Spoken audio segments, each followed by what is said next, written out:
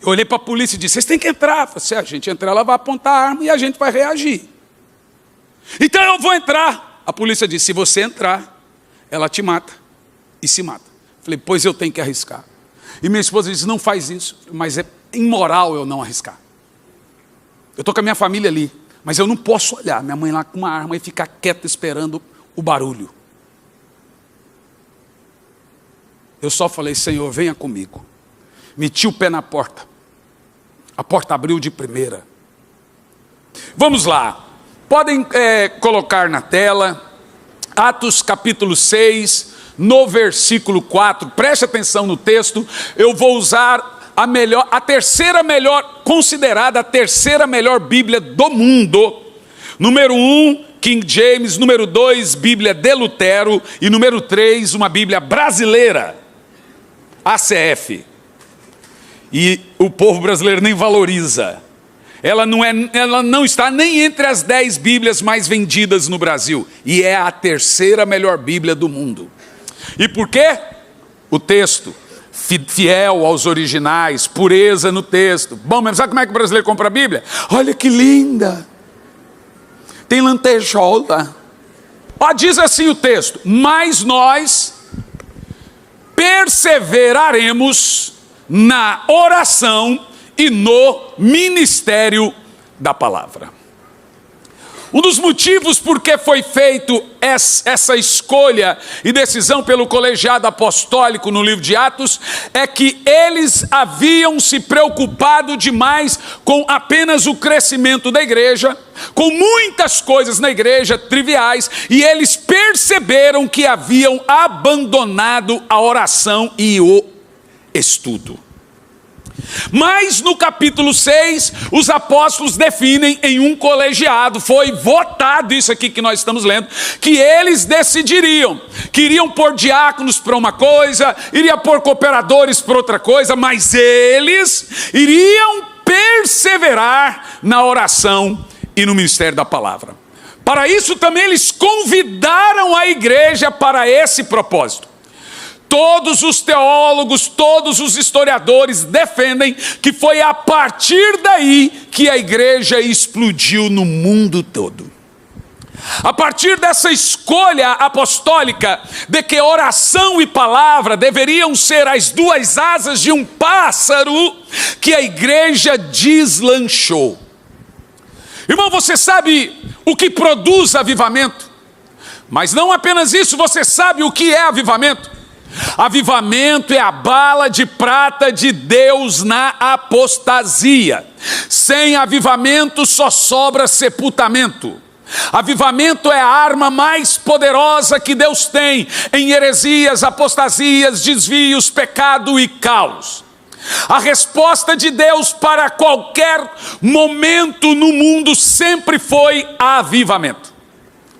E se nós cremos em avivamento, interferência de Deus, nós temos que entender como Deus manda avivamento. Avivamento não vem porque eu mereço, avivamento vem porque eu preciso. Avivamento não é brinde, é necessidade.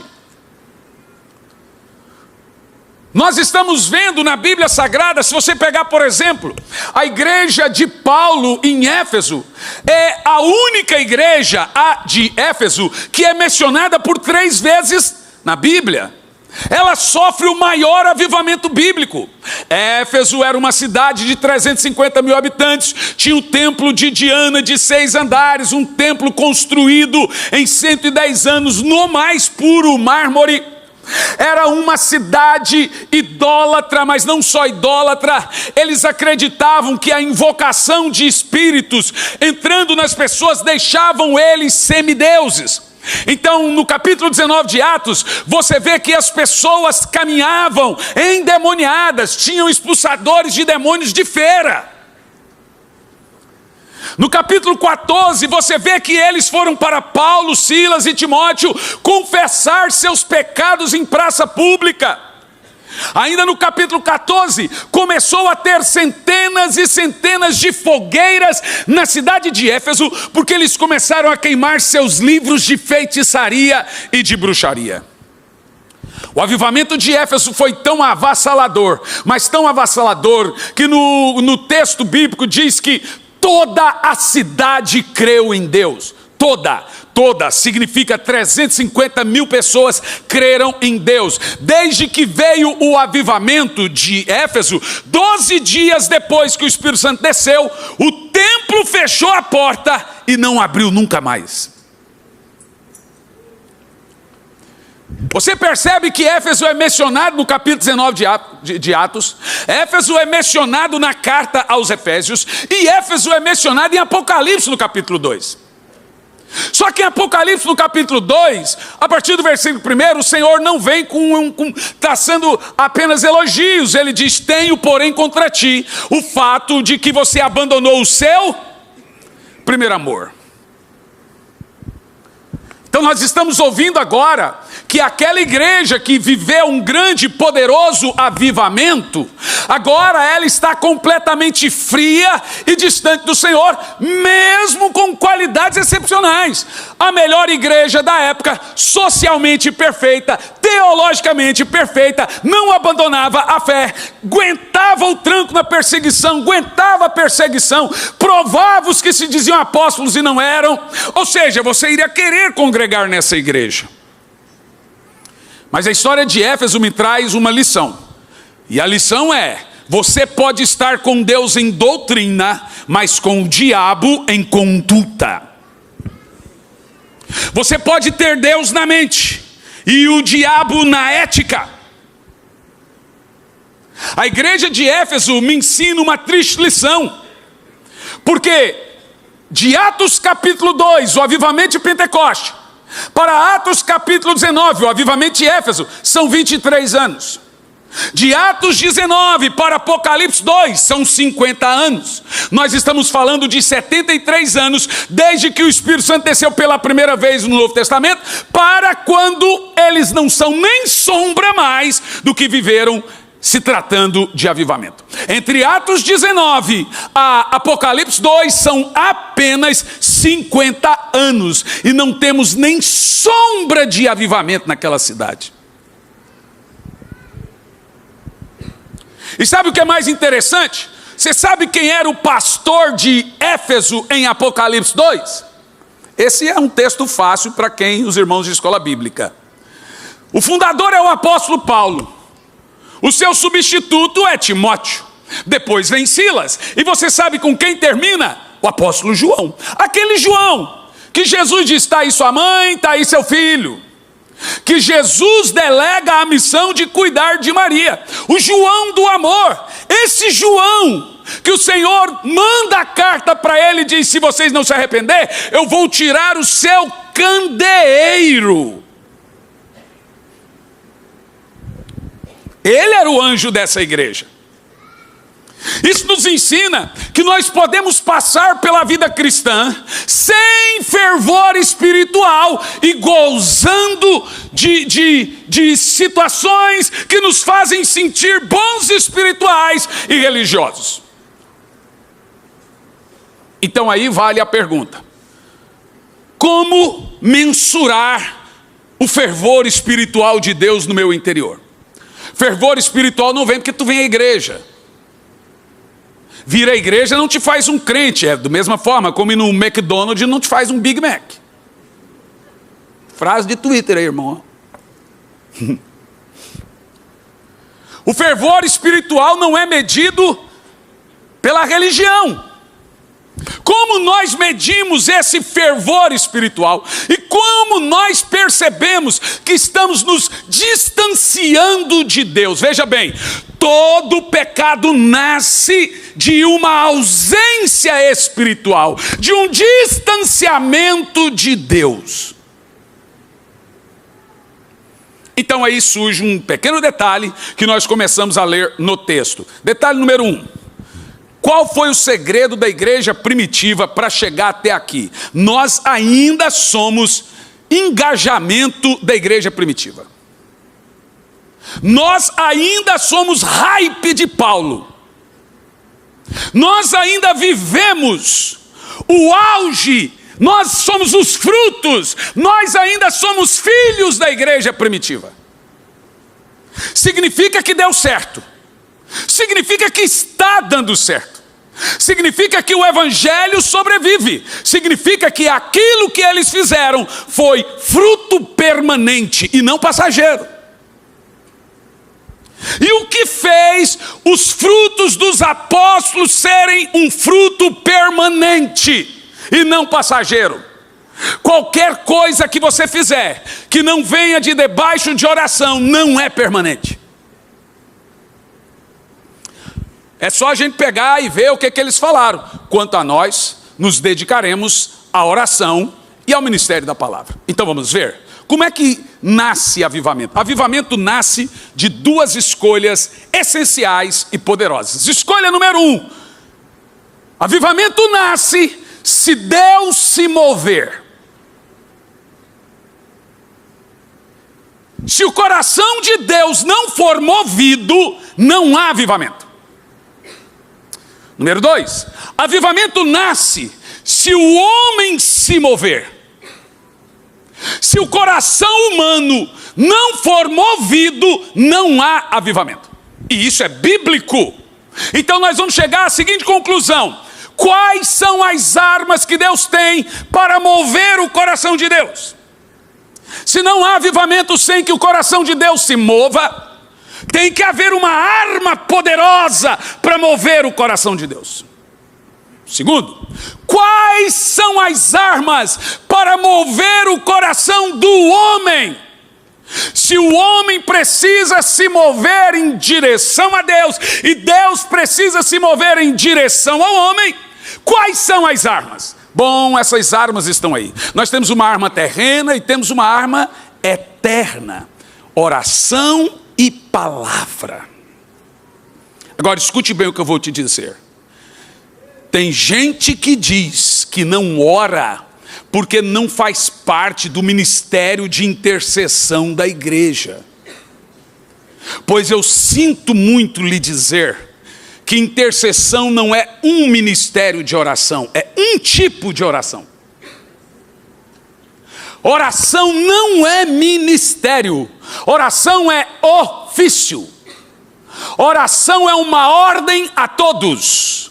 O apóstolo Paulo diz: eu ordeno que todos orem. Oração é um ofício de todos, já a palavra não. Poucas pessoas vão subir aqui para pregar. Gente, pregar é muito bom. Parar, estudar, ler, reler e falar assim: agora eu vou para a igreja pregar. É tão bom que os pastores da igreja ficam esperando ardentemente sua escala. Lá na igreja eles ficam torcendo para eu viajar. Porque se eu não viajar, ninguém prega. Pode ser 10 anos eu fico lá pregando. Porque é bom demais. Você acha, eu vou gastar 8 horas estudando para chegar lá e falar: não vou pregar?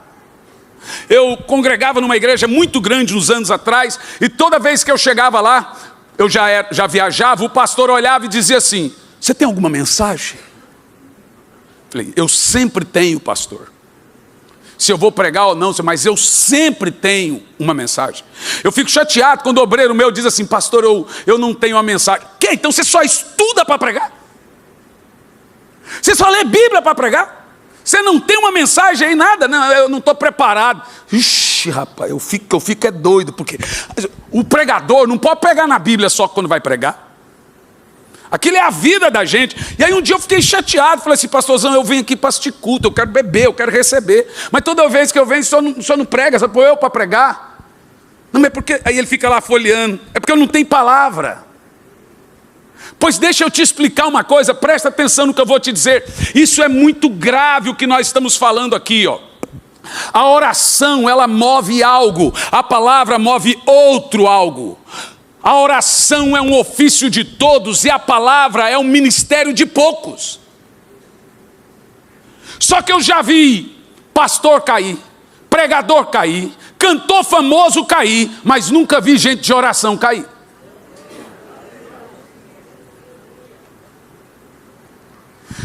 Presta atenção, palavra e oração. Um deve mover o coração de Deus e o outro deve mover o coração do homem.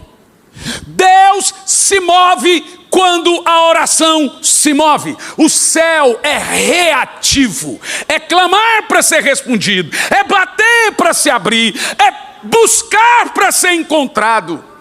Se você não está ouvindo Deus, é porque Ele também não está te ouvindo.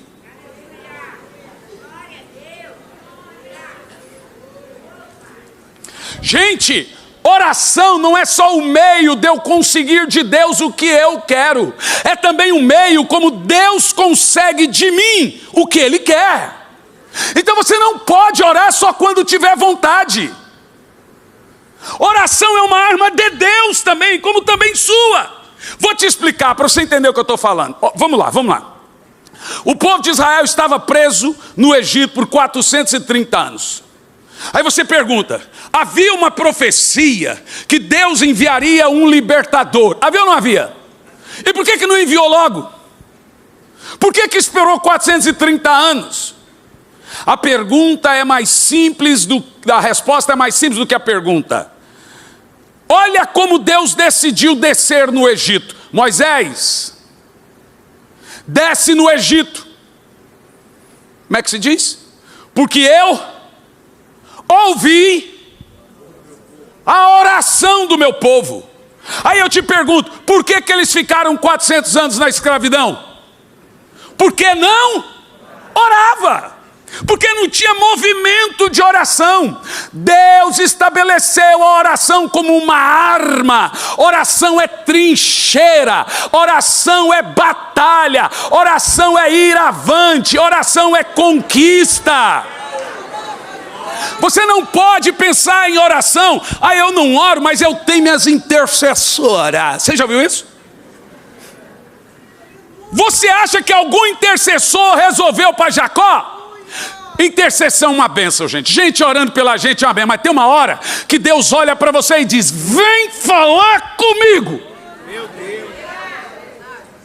Deus falou para Jacó: quer ninguém mandar ele cair. Ô Jacó, vem lutar comigo agora. Você vai ter que lutar comigo. Não manda menino, não manda recado, não manda intercessor. Tu vai ter que lutar comigo a noite toda. Deus falou para Moisés: vem me encarar.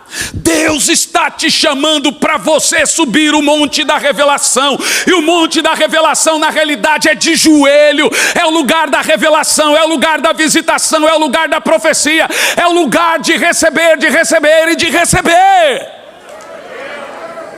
Tem gente que reclama por que ele não tem sonho profético, por que ele não tem visão, por que ele não tem revelação, por que Deus não fala com ele. Se você vai por águas rasas, você vai aonde você quer. Mas se você vai por águas profundas, é o rio que te leva. Revelações sobrenaturais não estarão em mentes superficiais. As coisas profundas de Deus jamais estarão em corações rasos. Daí surgiu o título do livro.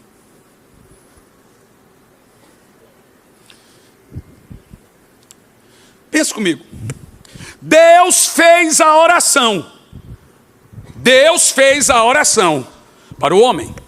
E Deus fez a palavra para ele. Deus é a palavra. Só que presta atenção no que eu vou te dizer. A palavra move o coração do homem. A palavra move o temporário. A oração move o coração de Deus. A oração move a eternidade. Irmão, Deus não vem na igreja para assistir pregação, não. Você acha que Deus vem no culto? Uau, eu vi Gabriel do céu, Gabriel do meu céu. Eu vi um pregador. Gabriel, põe de novo, porque que palavra, Gabriel. Deus não ouve pregação, meu irmão. Deus não fica lendo o sermão que a gente está fazendo, não. Deus não se move com a pregação. Deus se move pela oração. Deus estabeleceu a pregação para mudar o homem e a oração para tocar nele. Então, qual que é mais importante? Pregação ou palavra? Qual asa do pássaro, do avião tem mais importância? Nós temos que entender que um tem uma função e um ministério totalmente diferente do outro. A oração ela não diminui a soberania de Deus, ela estabelece a soberania de Deus. Por que ela estabelece a soberania de Deus? Porque quando você ora, você está dizendo a Deus que depende dele.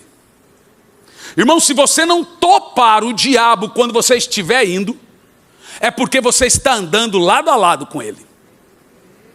Você sabe quem não ora? É quem acha que não depende de Deus. Jesus era um homem de oração. Jesus orou no Getsemani. Jesus orou antes do Getsemani. Jesus orava todos os dias, uma média de oração de 4 horas de oração, já vou falar sobre isso. Jesus orou na cruz. Jesus orou para escolher discípulos. Jesus saía para orar, se retirava para orar. A Bíblia diz que Jesus ora até hoje. Ele está diante de Deus intercedendo por nós. Irmão, um judeu ora 3 vezes por dia, o muçulmano 5, o budista 10 vezes por dia, o seixonoísta 18, e o cristão? Tirando o judeu, esse povo aí tem deuses mortos, mas o trata como se estivesse vivo, e nós que temos um Deus vivo, e o tratamos como se estivesse morto. Nós somos a única raça religiosa do mundo que gaba de ter o único e verdadeiro Deus todo-poderoso e vivo. E também somos a única que despreza Ele na comunicação. Não, pastor, aqui é corrida, eu estou orando, eu estou no carro, eu estou orando, eu estou dirigindo, eu estou orando, estou dentro do avião, eu estou orando. Mas Jesus explicou o que é oração eficaz. Quando você for orar eficazmente, entra no teu, fecha a tua e ore. Tem muito valor as orações curtas, rápidas, andar no Espírito, mas a oração eficaz é tirar um tempo com Deus. Você, quando vai cortar o cabelo, você se retira para cortar o cabelo. Você se retira para o supermercado. Você se retira para a praia. Você se retira para um shopping. Orar é se retirar para estar com Deus. Olha só, Jesus disse, orai para o Senhor da seara, para que Ele envie ceifeiros para a obra.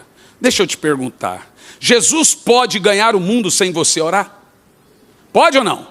Pode, Ele pode, mas Ele vai? Ele não vai porque Ele estabeleceu o critério da vitória. Jesus pode salvar sua família sem você orar, mas Ele não vai salvar sua família se você não orar. Ele pode.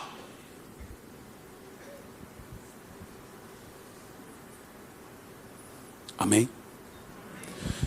Eu vou concluir aqui, lhe fazendo a seguinte pergunta. Você já percebeu que o grande segredo do fervor espiritual é a prática da oração e o respeito à palavra? Projeta para mim um texto que eu quero analisar com bastante cuidado com você. Presta atenção nisso, que tem muita gente que deixa passar batido. Atos dos Apóstolos, no capítulo 10, no versículo 44, é a história do avivamento na casa de Cornélio. Os irmãos vão se lembrar que Pedro não queria ir pregar. E Pedro arrumou uma treta com o anjo, uma briga feia. Pedro brigando com o anjo, eu pagaria para ver isso. Mas acabou que ele decidiu ir pregar na casa de Cornélio.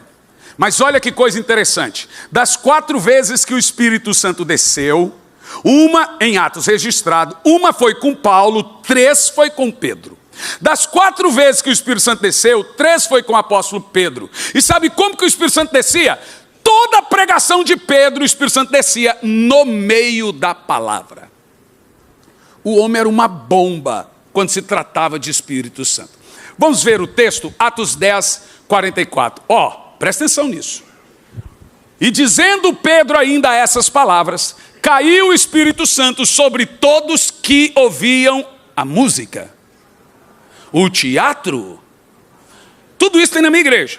Qualquer coisa que não é o ministério da palavra, contribui com o ministério da palavra, mas não substitui. Estados Unidos hoje o tempo de uma pregação é de 8 a 12 minutos, porque eles estabeleceram um culto de apenas 1 hora. Adivinha onde eles sangraram? Na palavra. E aí eu estou vendo amigos meus, pastores, pastor, eu queria muito te trazer aqui, mas meu culto agora passou a ser de 50 minutos. Se você conseguir vir aqui falar 10, não consigo não. Deus te abençoe, a gente se encontra para tomar um café, tomar um lanche, mas pregar eu não vou não. Irmão, não há avivamento sem oração. Não há avivamento sem estabelecimento respeitoso da palavra. Olha o que diz o texto: o Espírito desceu sobre todos que ouviam a palavra. Você quer mais? Jonas capítulo 3, versículo 5. Talvez a gente já leu essa história do avivamento de Nínive, que 350 mil pessoas temeram a Deus e passaram 100 anos sem idolatria. Nínive, 100 anos sem idolatria, porque todos creram em Deus na pregação de Jonas. Projeta, por favor, Jonas capítulo 3, no versículo 5. Vamos ler em voz alta. E os homens de Nínive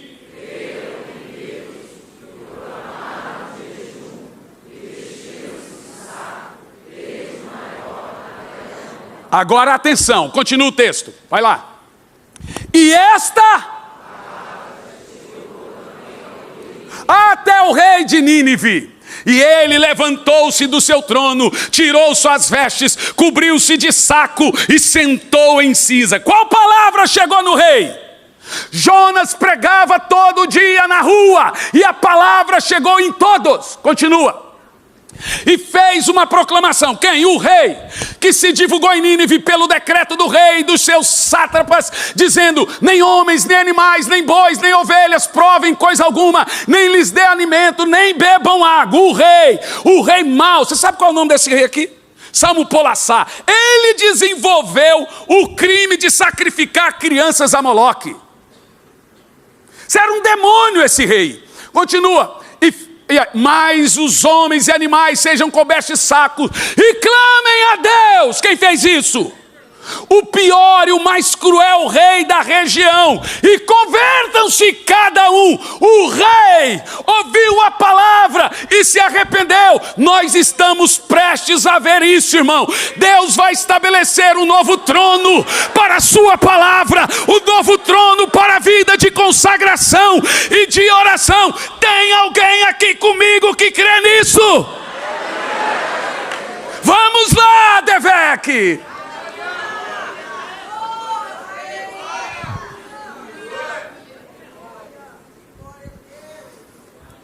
Todo mundo se esqueceu dessa parte de Nínive.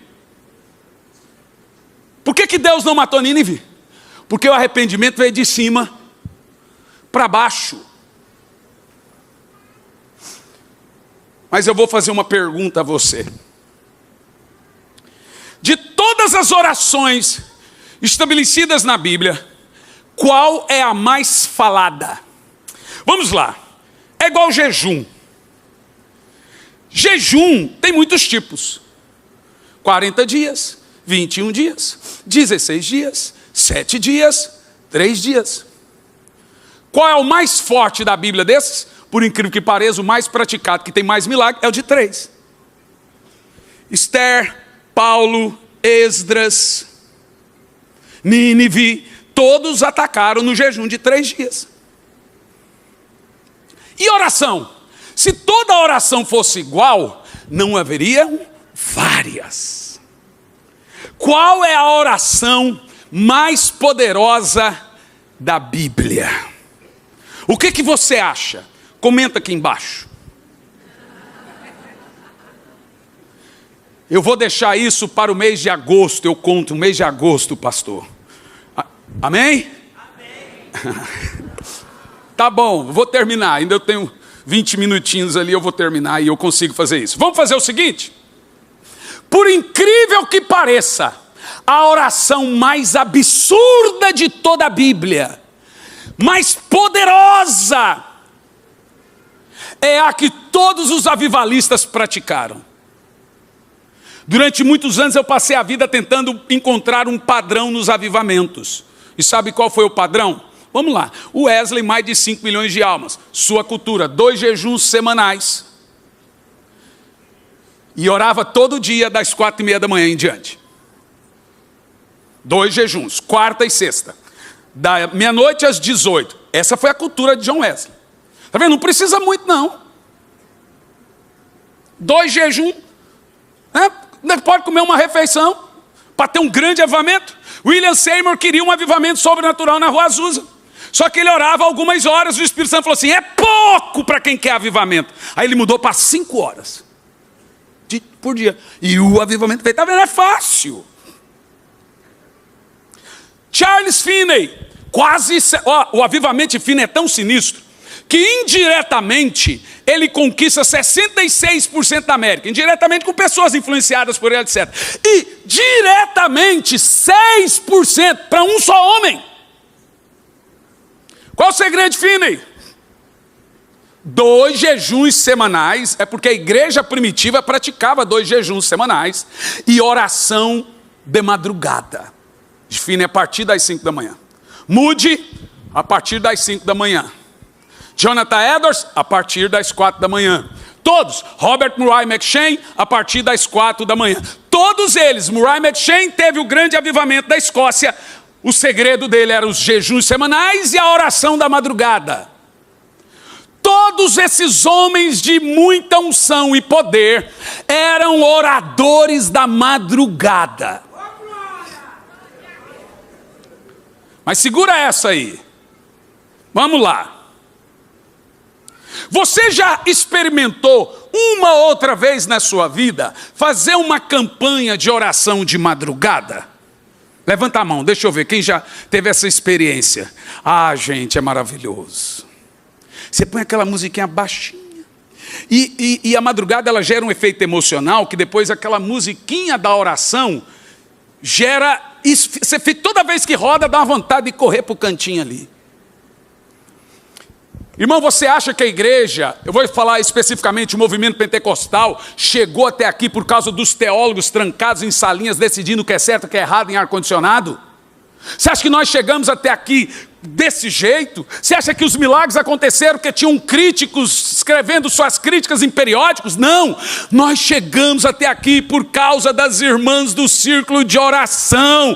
O povo que orava, estava lá, o pastor vai e os irmãos ficam aqui orando, Senhor, abençoa nosso pastor. Essa cultura de oração é que fez paralítico andar, é que fez cego enxergar, é que fez ressuscitar mortos. Eu estou aqui para declarar que paralíticos irão se levantar aqui.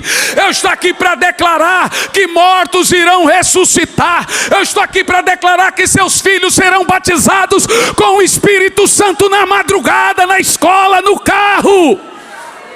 Oh, aleluia! Vamos lá! Sério. A oração mais poderosa e mencionada na Bíblia é a oração da madrugada. De cada 10 orações mencionadas, 8 é da madrugada. E agora eu vou dizer uma coisa para você e nós vamos ler os textos. Vamos ser bem rápido aqui junto com os irmãos da mídia. Presta atenção. Todos os feitos poderosos, maravilhosos e grandiosos de Deus aconteceram na madrugada. Agora vou mais longe. Deus nunca falou com o servo dele fora da madrugada. Estou falando, mas a gente vai ler na Bíblia, tá? Vamos começar por Jeremias 44, no versículo 4. Enquanto os irmãos colocam, quando eu estava acompanhando pastor Silas Filho na internet, pastora Raquel, pastor Silas, todos, andando da oração. Eu falei, não, eu tenho que ir lá na Advec. Eu tenho que ir lá pregar de oração. Isso é a minha alma, é a minha vida. Deus me chamou para pregar avivamento. Pregar a oração, estabelecer a oração, não é só oração. O meu livro é sobre oração. E eu não pus o título de oração porque não venderia. Eu tenho outro que é sobre jejum. E eu não pus o título de jejum porque não vende. O irmão estava escrevendo. Falei, irmão, não põe oração. Você quer que o povo leia seu livro de oração? Põe outro nome. Não vende. Vai nas prateleiras das livrarias, livro de oração, está tudo lá. Infelizmente essa é a realidade, irmão. Deveria ser os mais procurados. Mas vamos. Jeremias 44:4. Perceba que nesse texto nós temos uma máxima. O que é uma máxima? Se tem uma máxima no texto, significa que ele não pode ser interpretado, é literal. Deus amou o... Não é alguns, não é poucos, é o... Então, qual é a máxima desse texto? O mundo. Aqui nós temos uma. Eu enviei alguns, poucos, muitos, eu enviei todos os meus servos, os profetas. Todo mundo agora? Ora, não faça essas coisas que eu abomino. Começa assim, ó. Eu nunca falei com um profeta fora da madrugada. Você quer ver mais? Jeremias 7, versículo 13.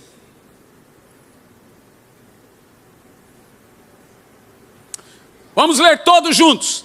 Agora, pois, porquanto fazei todas essas obras, diz o Senhor, eu vos falei, madrugando, e falando não ouvistes, chamei e não respondestes. Só um detalhe. Dependendo da Bíblia que tiver no seu colo, não tem essas palavras, tá? Infelizmente. Uma menina foi me confrontar depois do culto. O senhor pregou uma coisa que não está na Bíblia. Quando eu li a Bíblia dela, eu falei, irmã, essa é uma Bíblia sabor Bíblia. Baseada em fatos reais. Por que que um cara iria tirar a palavra oração de madrugada da Bíblia? A troco de quê? Que sentido que isso faz?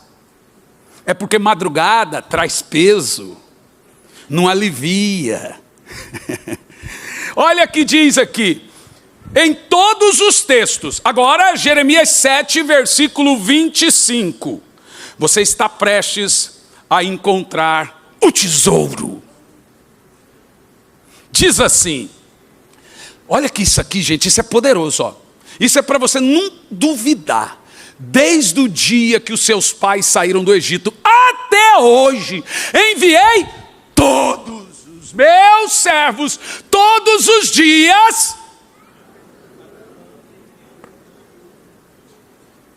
Ou seja, não há um só momento que afirma que Deus decidiu trazer. O que a oração da madrugada é chamada na Bíblia? De turno da revelação e da visitação.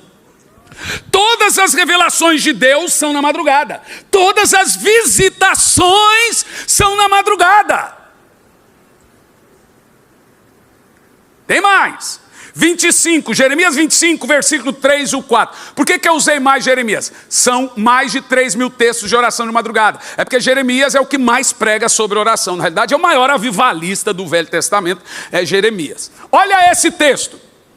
Desde o ano 13 de Josias, filho de Amon, rei de Judá, até o dia de hoje, período de 23 anos, tem vindo a mim a palavra do Senhor.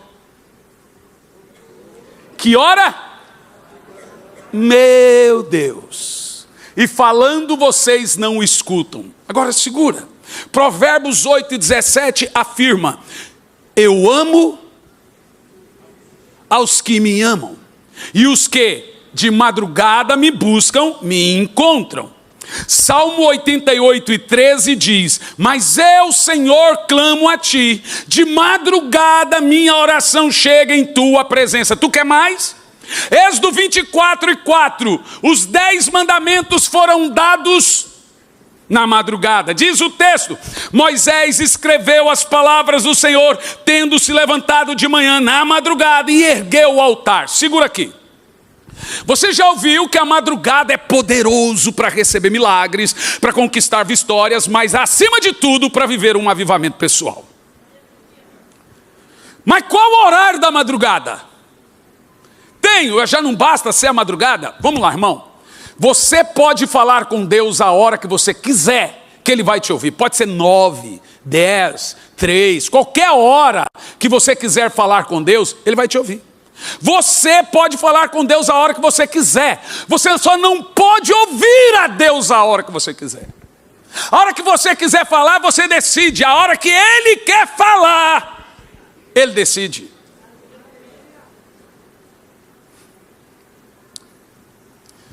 Existem 4 turnos diurnos de oração na Bíblia e 4 turnos noturnos de oração.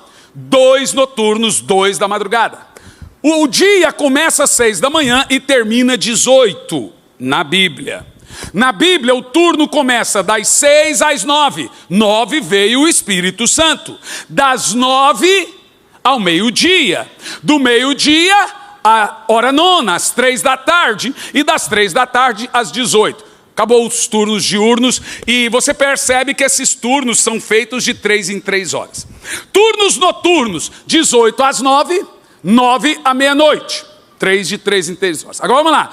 Turnos da madrugada, meia-noite às 3 e 3 às 6. Antes que você apressadamente diz, então vou orar entre meia-noite ali, vou lá, dobro o joelho, já estou na madrugada. Calma. Qual é o turno dentro da madrugada que a gente pode dizer que é um turno que a Bíblia menciona? Vamos descobrir o de Jesus.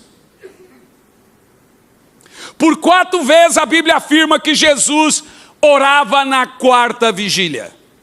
Que hora é a 4ª vigília? 3 às 6. Que hora que desce o maná? 6. Vamos ver. A Bíblia diz que ele vem andando sobre as águas depois de orar na 4ª vigília. A Bíblia diz que ele sai da casa antes do café, antes do sol aparecer para orar no deserto na 4ª vigília. A Bíblia diz que ele vem do deserto depois de orar na 4ª vigília. Então Jesus praticava a oração a partir das 3 da manhã. Aí você começa a perceber o padrão dos avivalistas. Por que eles escolheram essa hora e por que decidiram o jejum 2 vezes por semana. Por isso que os avivamentos são avassaladores. Edivec! Quem está cheio do poder de Deus aí?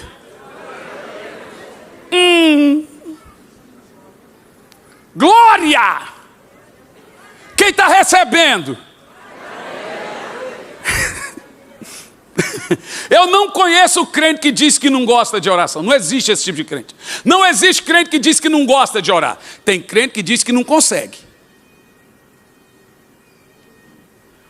O meu segredo, o que Deus me deu é te ajudar a orar. Quando Jesus foi falar de oração, ele não estava ensinando palavras para orar. Era o tipo, o jeito, a organização da oração. Agora vamos lá. Vamos entender isso aqui agora. Preste bastante atenção. 4ª vigília, o maná descia na 4ª vigília. Deus deu os 10 mandamentos para Moisés na 4ª vigília. O mar vermelho se abriu na 4ª vigília. Jericó caiu na 4ª vigília. Jacó segurou o anjo, agarrou o anjo, não deixou subir na 4ª vigília. Jesus ressuscitou na 4ª vigília. Em tempos de guerra, soldado não dorme. Quer milagre? Quer viver o sobrenatural de Deus? Quer receber coisas profundas de Deus? Quer ter o coração em chamas? Gênesis 19, 27 diz que Abraão decidiu estar sempre na presença de Deus na 4ª vigília, na madrugada. Salmo 63, 3, Davi diz, tu és o meu Deus, por isso de madrugada te buscarei, pois minha alma tem sede de ti. Agora eu vou concluir aqui. Por que esses avivamentos, eles eram avassaladores e curto? Evan Roberts ganhou 100 mil almas em no máximo 3 anos. O país todo de Gales tinha 100 mil habitantes. Ele ganhou o país todo. Detalhe, o garoto tinha 16 anos. Por que os avivamentos eram curtos, rápidos e cheios de resultado? Eu lhe dou o motivo. Primeiro, todo avivamento recebe uma unção que poucos conhecem, chamada unção do aceleramento. Você que é servo e serva de Deus, pregador ou etc., você vai perceber que tem um momento na sua vida que parece que Deus acelerou você, que você está vivendo coisas muito rápidas e tudo acontece ao mesmo tempo. Quando você entra nesse funil, esse redemoinho de Deus, significa que o tempo não é mais seu. É de Deus. A Bíblia diz, presta atenção, entre o cara que planta e o cara que colhe, tem um hiato. Mas a Bíblia diz que há tempos na nossa vida que Deus pega aquele que planta para Ele mesmo alcançar o que colhe. Mas quando é que isso acontece? Deus chamou Elias e disse, Elias, levanta e corre. E Elias começou a... Lá à frente estava o rei com 4 cavalos, cada cavalo 60 quilômetros, e correndo. De repente, Elias correu, passou pelo rei, ainda deu tchau, flash!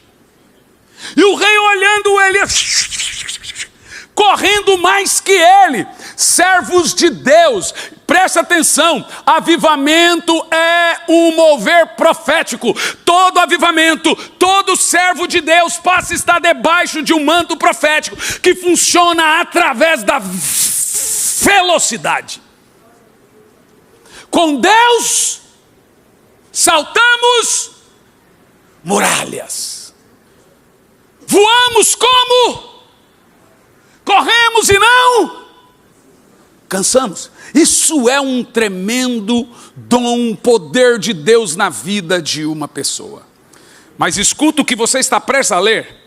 Responde, por que os avivamentos são rápidos e poderosos? E eu quero liberar esse texto para a ADVEC. Eu quero liberar esse texto agora para os pastores da ADVEC. Quero liberar para o pastor Silas Filho, para o pastor Silas Malafaia, esse texto. Jó capítulo 8, versículo 5 em diante. Deus está acelerando processos. Presta atenção. O Espírito Santo, arduamente, com fervor poderoso, libera algo aqui agora. Os 3 próximos anos de ADVEC, haverá uma colheita de 15.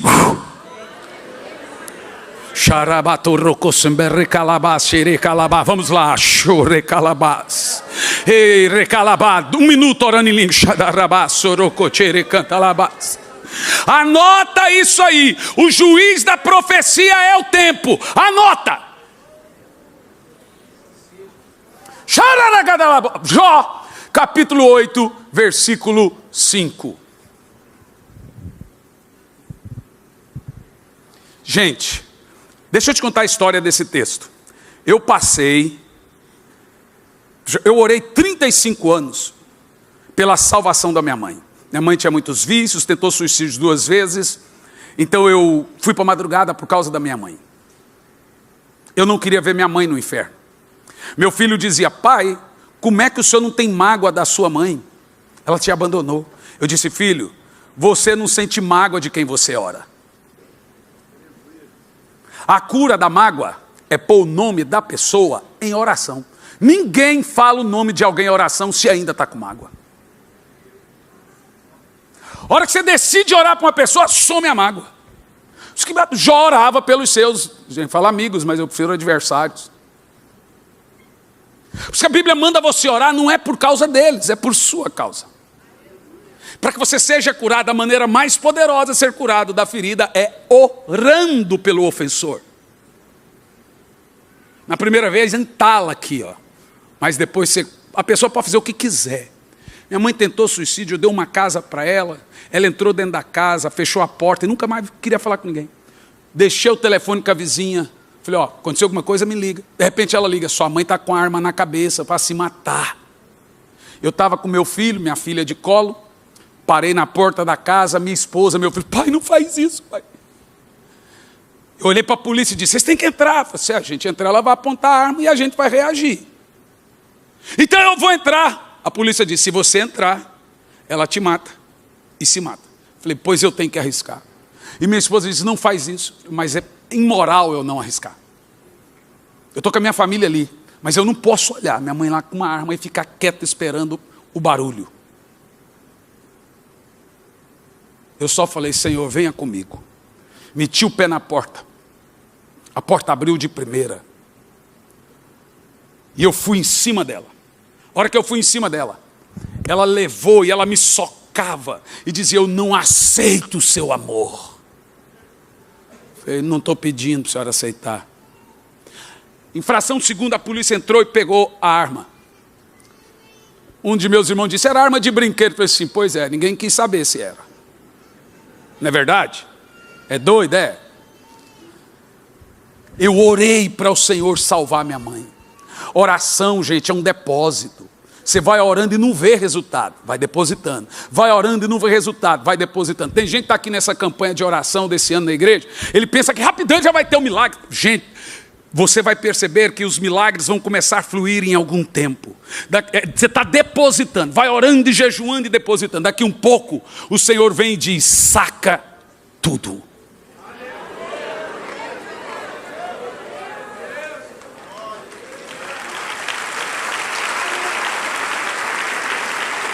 Talvez hoje seja o dia que você vai sacar tudo. Quem aqui creu? E eu saquei tudo. Porque a minha mãe veio para o Senhor, pediu perdão para os filhos, se arrependeu dos seus pecados.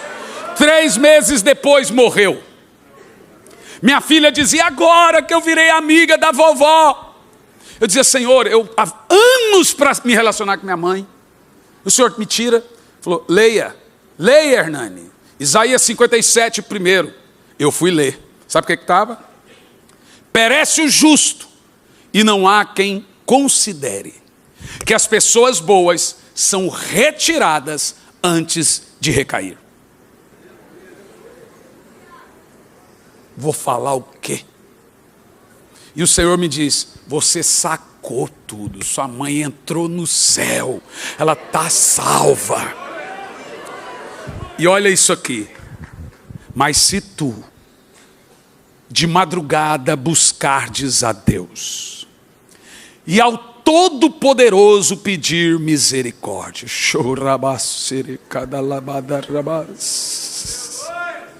Eu estou vendo aqui agora um espírito de oração em corações.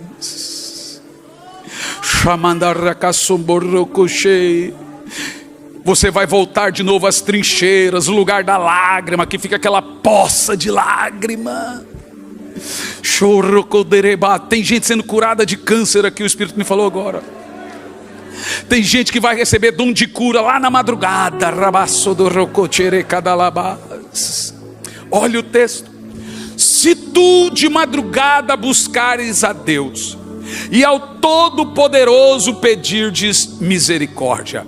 Olha o próximo texto, continua. Se fores puro e reto, certamente o Senhor despertará por ti. E restaurará a morada da tua justiça. Deus vai restaurar a justiça nesse país. Meu Deus, irmãos, está chegando a hora. Quem está aqui comigo nesse negócio, irmão? Uma das promessas, eu estava pregando, o Delanhol estava ouvindo, e ele começou a chorar nessa hora. Lembra do Delanhol? O procurador na época da Lava Jato. E ele disse, eu não aguento mais tanta injustiça. Pois o Senhor vai levantar um povo poderoso de oração, e Ele vai restaurar a morada da justiça. Quem aqui crê nisso aí? Mas presta atenção, versículo 5. Se tu buscares o Senhor de madrugada. Versículo 7. Agora eu quero que você leia em voz alta. Aqui está o segredo do poder, do recebimento, do milagre, do avivamento. Leia em voz alta. O teu princípio, na verdade, terá sido pequeno.